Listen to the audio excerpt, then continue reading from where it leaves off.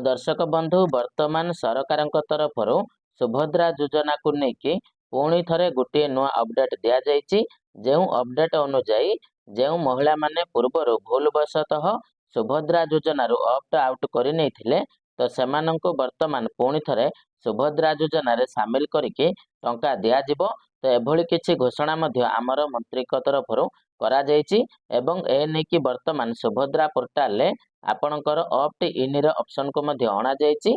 तो जो माने भूलवशतः ऑप्ट आउट कर तो सेमाने ऑप्ट इन करें एवं ऑप्ट इन कला परे सेमाने पुणी थे सुभद्रा योजन सामिल होकर सुभद्रा टंका पाई पारिबे। तो वर्तमान ए सब को लेकिन सरकार तरफ गोटे बड़ अपडेट दि जाइए। जो अपडेट विषय में आपण मानक कहवाक जाऊँगी। तो भिडियोटी को शेष पर्यंत निश्चय देखिए एवं ता सहित वीडियो को गोटे लाइक करके चैनल को सब्सक्राइब करने। तो दर्शक बंधु आपण मैंने स्क्रीन रे खबरटी देखि पारुथिबे जे सुभद्रा पोर्टाल भूल रे ना बाद होइतिले हेबो पुनः सामिल 8000 रु अधिक आवेदनकारी सामिल।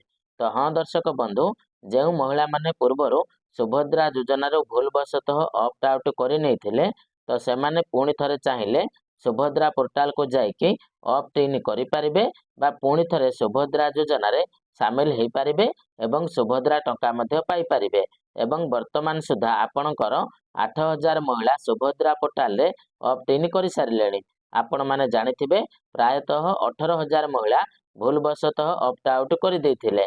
तो वर्तमान सेमानक भितर 8000 महिला ऑप्ट इन कर सारे आहरी बाकी 10000 महिला ऑप्ट इन करना। तो निश्चित भाव में सेमाने जदि ए भिडियोटी को देखुचंती तो तुरंत सुभद्रा पोर्टाल को जाइए ऑप्ट इन करनियंतु। तो देखंतु सुभद्रा पोर्टाल भूल रे नाम बाद हो जाइथिले करि हेबो पुनः सामिल। सुभद्रा पोर्टाल रे नाम जोड़िबा बा ऑप्ट इन सुविधा उपलब्ध करा जाइछि। एहा द्वारा जेउ माने भूल रे नाम बाद बा ऑप्ट आउट हो जाइथिले सेमाने पुनर्बार सुभद्रा रे सामिल हेबार सुजोग पाई पारिबे। तो दर्शक बंधु यही कथाटी को मु आपण मानक पूर्वर कही देछि जे जो माने भूलवशतः पूर्वर सुभद्रा योजन ऑप्ट आउट कर देथिले बा सुभद्रा योजन निजको निजे बाहर कर देथिले तो सेमाने वर्तमान सरकार तरफ जो ऑप्ट इन सुविधाटी प्रदान करा जाइछि तो सेमाने से ऑप्ट इन करिकि वर्तमान सुभद्रा योजन सामिल हो पारिबे एवं सुभद्रा टंका पाई पारिबे। तो जेबेठारु सरकार एही ऑप्शन टी को लॉन्च करिसंती तो तापरे प्राय 8000 रु अधिक आवेदनकारी वर्तमान सुभद्रा योजन पुनः सामिल हो सारी।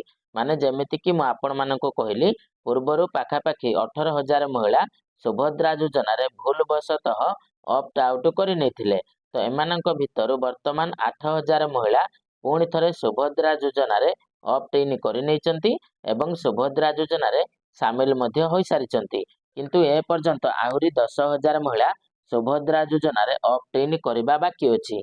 तो निश्चित भाव में सेमानक भितर जो माने भी ए भिडियोटी को देखुथिबे तो सेमाने निश्चित भाव में सुभद्रा योजन ऑप्ट इन तुरंत करनियंतु कहीं खूब शीघ्र बा जनवरी मासर शेष तारीख भितर आपण को सरकार सुभद्रा योजन चतुर्थ पर्यायर प्रथम किस्तिर टंका प्रदान करने को जाउचंती।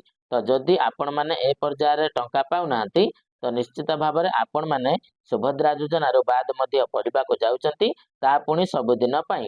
तो मन रखंतु जदि आपण माने ठीक समय ऑप्ट इन करूनांती ताहेले आपणक हाथरू 50,000 टंका वर्तमान खसिकी जाउची। तापरे देखंतु तेणु जो माने भूल रे नामबाद बा ऑप्ट आउट हो जाइथिले सेमाने एहार सुविधा नेबाको महिला एवं शिशु विकास विभाग तरफ सूचना दिया जाइछि। तबे दर्शक बंधु आपण माने जो माने आमर रेगुलर व्यूअर थिबे माने जो माने आमर वीडियो को प्रतिदिन देखुथिबे तो सेमाने जानिथिबे जेतेबेले सरकार एही ऑप्ट आउट ऑप्शन को नेकी आसीथिले एवं जेतेबेले भूलवशतः आमर माँ मौसी माने ऑप्ट आउट करि नेथिले तो सेतेबेले आमे सरकारक पाखरे एही खबरटी को पहुंचाइथिलु एवं ट्विटर जरिया सरकार को बारंबार चेतावनी देइथिलु जे आपण माने जल्दी रु जल्दी ऑप्ट इन व्यवस्था करंतु बा समस्त को सुभद्रा योजन सामिल करंतु जो माँ मौसी माने भूलवशतः ऑप्ट आउट कर नेथिले एवं सरकार देखंतु वर्तमान आमर चेतावनी को शुणिले एवं टिके लेट रे वर्तमान सेमाने सुविधाटी को आनिले जाकि बहुत पूर्वरु मध्य सेमानकु करिवार थिला। तो वर्तमान मध्य सरकार आ गोटे प्रॉब्लम मध्य आपण मानक पई करिसंती बा सेमाने वर्तमान सुभद्रा योजन ଆପଣଙ୍କର जो अभियोग ऑप्शन टी थिला तो से अभियोगर ऑप्शन टी को वर्तमान से हटाई देइचंती जा द्वारा वर्तमान कौनसी हिताधिकारी बा कौनसी लोक सुभद्रा योजना विषय रे कौनसी भी कंप्लेन करि पारिबे नाही।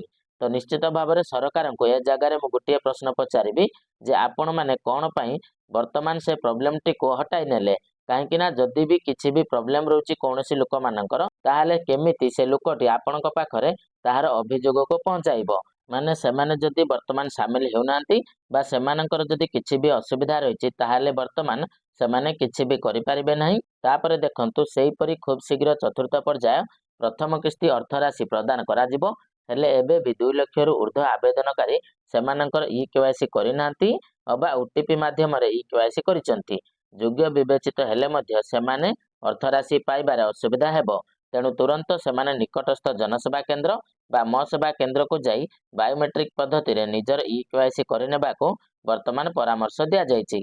तबे दर्शक बंधु जे माने सुभद्रा योजना रे आवेदन कला बेले ओटीपी माध्यम रे सेमानकर ई केवाईसी वेरिफिकेशन करिथिबे तो सरकारक नुआ नियम अनुसार वर्तमान सेमाननको पुणी थरे जनसेवा केंद्र को जिबाको पड़िबो एवं आउ थरे हैरान हेकि सेमाननको बायोमेट्रिक वेरिफिकेशन करबाको पड़िबो। तो बायोमेट्रिक वेरिफिकेशन कहले कोन ना ना आपण माने आपणकर फिंगरप्रिंट किंबा आपणकर आखि को स्कैन करके हेउ किंबा आपणकर फेस को स्कैन करके आपणकर ई केवाईसी वेरिफिकेशन करबाको पड़िबो। तो ए जगह रे जे माने नुआ करके ऑप्टेन करूचंती तो सेमाने भी मन रखंतु जदि आपण माने सुभद्रा योजना रे अप्लाई कला बेले को ओटीपी माध्यम रे आपणकर ई केवाईसी वेरिफिकेशन करथिबे ताहले आपण माने मध्य जनसेवा केंद्र को जांतु एवं सेही जगह रे आपण माने आउ थरे आपणकर बायोमेट्रिक वेरिफिकेशन करंतु नहले आपनको सुभद्रा टंका मिली पारिबो नाही ए कथाटी वर्तमान मध्य मंत्री को तरफ रे कुआ जाउची। तबे वर्तमान सुभद्रा योजना को लेकिन केते सारा नुआ नुआ नियम मध्य अणा जाउची आपण माने देखुचंती एवं केते सारा हैरान मध्य आपण माननको करा जाउची आपण माने मध्य निजे अनुभव करूचंती।